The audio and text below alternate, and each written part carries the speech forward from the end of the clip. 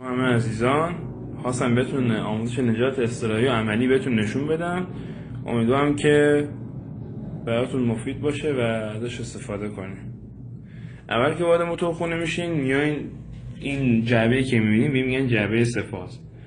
اینو حالت خاموش قرار میدین. این حالت خاموش که قرار دادین یعنی میشه اینجا یعنی صفر نوشته، صفر و یک یعنی روشن، صفر یعنی خاموش. وقتی خاموش کردین میایین بالا به این جای موتور که رسیدین به این دست ترمز میگن. تو همه موتورها هست، فقط فرق داره، یکی حالا اینجاست، یکی جای فلکه خود موتور این زیر قرار داره، یا مثلا فرق داره موتورها با هم دیگه چون فرق میکنه، ولی دسته موتور مشخصه همچی شباهت همچی شکلی داره که این دیسکو نگه داشته، اینجا لنت داره و این دیسکو نگه داشته.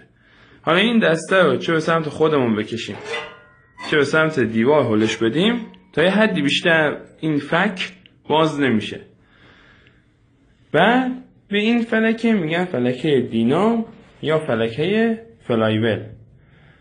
این فلکه و این گل طراحی شده که وقتی که شما این نفر داخل کابین در بیارین بتونین بچرخونین تا گیربکس رو این با این کاری که بچرخه گیربکس هم به چرخش در میاد و آسانسور یا همون کابین بالا پایین میشه.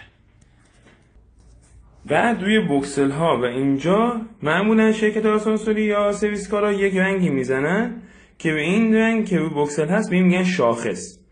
وقتی این رنگ با این همتراز باشه آسانسور سر طبقه، حالا یکی از طبقات هست، حالا فرق نمیکنه اول باشه دوم باشه، این نشون دهنده اینه که الان آسانسور سر یک طبقه رسیده، شما میتونید این نفر داخل کابین خارج کنید.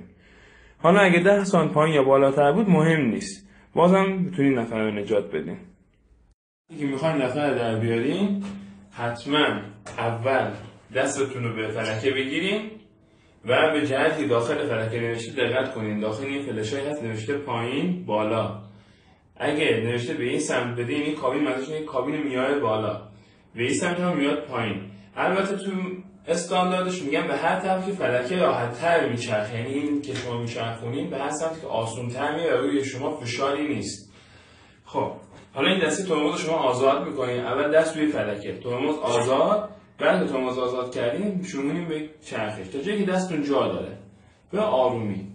بعد ترمز رو بند می‌کنین دوباره دست تو سر جای اول و بعد شما که تازه دارین با این مثلا ممکن استفاده کنین خاطی خطری نشه باشه. من اینو بهتون میگم یختی ترمز و یختی آزاد نذارین بزنین فلکه جی بچرخه، این خیلی خطرناکه، چون تا وقتی شما ترمز رو ول کنین ممکنه یه جایی گیر کنه، دری کنده بشه، قفلی رو کج کنه.